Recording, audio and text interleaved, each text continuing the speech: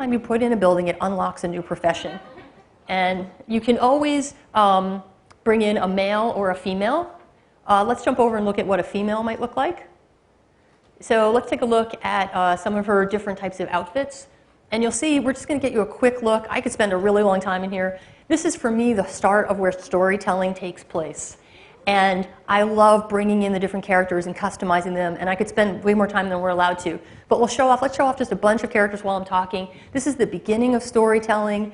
There's a lot of customization involved. And you'll see there's a huge number of outfits. They're all made with loving care to look handmade and really medieval and help you tell your story.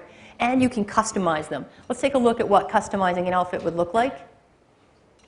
Okay, so let's go on into here, and you'll see what we've done with the customization is we've given you still the powerful Creative Sim tools that you're used to, but we've controlled it so that the end result is still going to look medieval. You're not going to accidentally turn your Sim's outfit into something that looks out of place, but you can have very dramatic effects on it. You can have someone look evil or nice just by how you pick the colors for their outfit. We can spend a lot of time in that, but we won't. Let's close out of that. I want to show you at least what the hair panel looks like and change of hair. Again, we've worked a lot on making a lot of medieval hairstyles and hats for men and women. Cool. Let's go to crafting the personality. For me, that's another really important part of the storytelling. What kind of character do I want this to be? Start by naming them, and we make some suggestions, or you can name them yourself. And let's go into the traits. You're going to pick 2 traits for your Sim. And you can scroll down the list there and you'll see there's a very wide array of them. I have a certain story in my mind that I plan to tell with this wizard. So I think that the traits I would like to pick are eloquent and evil. And there they are. And now we have a brand new thing, which is a fatal flaw. You have to pick one. And these are traits that are actually going to make it harder for your Sim to be successful. They might be a drunk. They might be a gambler. They might have all kinds of problems. Let's pick one that's not going to stop me from being powerful in my next action. Cruel would be perfect. Let's go with a drunkard. Doesn't matter to me. Cruel is fine. Go with cruel. I love that icon. Okay, close that up. Cruel is perfect for the story I want to tell. Let's jump back into the out of Creative Sim with my new cruel wizard. Okay, we're going to be back in kingdom mode, and now we're going to get to quests. Quests are a really important part of this game. I was in one before. I was playing the monarch, working with his life, developing his relationships, having him lose at sword fights. Now I'm going to get to play whoever I want next. I could choose the monarch, I could choose the wizard, or the bard, or the spy. From quest to quest, you get to pick which hero Sims you want to be controlling. There's a lot of different quests, and which ones are available depends on which characters you have in the game and how your kingdom is doing in terms of those aspects that we showed you. Let's pick the one, The Witch is Back. This is a great example of how we approach quests. We want to give you guys story ideas that feel medieval, but then give you a lot of creative freedom to make them unfold the way that you want it to in your kingdom. So we give you that scenario. There's a witch. What do you want to do about it? You might choose a delightful wedding. You'll marry the witch. The only hero that can do that is the monarch, it turns out. Or you might choose counterspelling, where you're going to just debilitate the witch, which you could do with the wizard or the Jacobin priest or the physician. Or you could say, a witch no more. I'm going to kill that witch. And again, the wizard, the knight, or the spy. Spy might use poison to do it. Knight might do his sword. Let's try that one. So we're going to go into Witch No More. There often might be other heroes here that I don't have available right now. Let's start the quest. So now we're going to get a look inside the wizard's tower. Now we see down here 2 of the wizard's signature objects. Over on the left is her crafting station, and here in front is the arcane tome, where she can scry and study spells. We're going to have her do a couple of things, but I'm actually going to have her cheat and become a 10th level, a highest level wizard, because I want to show off a lot of powerful stuff that the wizard can do. All right. I'm also getting an achievement by cheating, because we have a whole achievement system in this game, and it tracks platinum, gold, silver, or bronze for how you finish quests, and lots of different things that it can track in the achievements book. So let's skip ahead on this story node. So we'll just skip past that. And so we're in our following of the quest. We can see that usually this will tell us what's the next step you need to do if what you want to be doing is moving the quest along. And the answer is scry. So let's have her go and scry, which means using that magic ball, in case you didn't all know what scrying was. Now, while she's scrying, I can talk a little bit about how there's a balancing act between what you're doing to move a quest forward and what you're doing just to run the daily life of the hero sim you're controlling. Whichever hero sims you're controlling, you can see that you've got their hunger and their energy, that you're making sure they got enough sleep and food.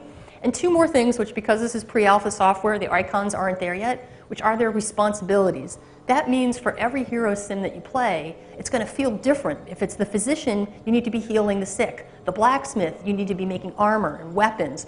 If it's the wizard, you need to be scrying or learning new spells or gathering plants that you're going to make potions. So each hero sim has different responsibilities that you can complete throughout the day to get rewards, or negative things happen if you don't complete their responsibilities. All right, let's finish up with the scrying.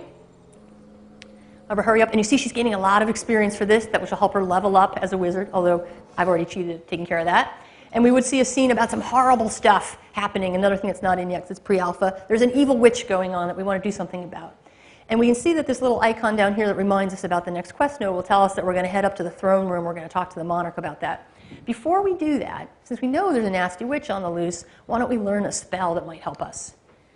Now you guys are going to learn about the magic system. There's a lot of different spells that your wizards can learn. Let's pick one. We're going to do Magic Arrow. Now I'm going to need your help. You see those three icons? Those are runes. She has a collection of runes, and as she gets to be a higher and higher level wizard, she has more runes in her collection, more different spells. So if we want to learn Magic Arrow, we have to remember energy, air, light, in that order. Energy, air, light. So let's go learn that spell. What is it? It's energy, air, light.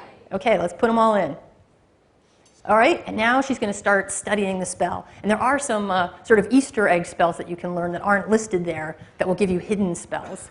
Now what she's doing is, with every different rune, it's a different element, there's a different set of motions that go with that magic system. And she's got to learn them all in the proper order so she can do them again when it's time to cast that spell. Oh, she's thinking about being evil. Okay, so let's do the next step in the quest, which is to head her on up to the castle. You can see there's a little yellow map tag that will remind her where do you need to go, who do you need to talk to if you're working on quest stuff. Just teleport her on up there for now, which is actually a spell that she can learn to do. And let's have her go, now that she's in there, the next thing she needs to do is to go talk to the monarch. So let's have her go and talk with the monarch. Yeah, we can see, warn the monarch, it says. Warn the monarch about the witch. So there he is. He's talking to some foreign leaders. See how there's a quest-specific interaction that helps you flesh out the story you're telling, warn about the witch. So she's going to kind of come in and tell them things. Some of those guys are wearing temporary outfits, those kind of glowing ones, those are the foreign leaders, and we just marked them like that so we can keep track of them for now.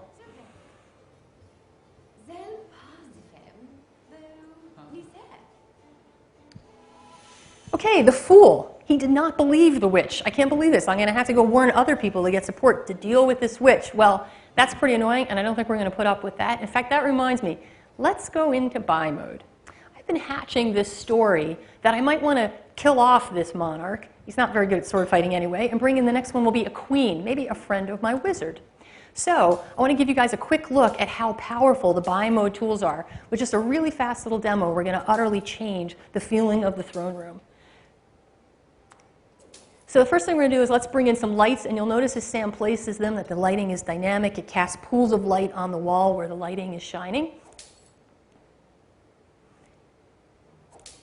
And now let's bring a couple of gargoyles. There's going to be a totally new theme in town for this throne room. So let's get some gargoyles on some big imposing columns and have them stand like sentinels on either side. There, take a look at that gargoyle. They're going to stand like sentinels behind the new throne that we're going to put in. And speaking of the new throne, I've got a totally different look in mind for the throne. There's lots of different styles of thrones and furniture to tell lots of different kinds of stories. This one looks kind of sorceress-y. Let's zoom in on that. We're going to create a style on that throne to make it look the way that we like it to, customize it. So I like the pattern, but I think I'd like it to be purple. And then let's make the base that it's sitting on green. Excellent. Okay, let's take that new style and start applying it maybe to the rug and to the candle holders.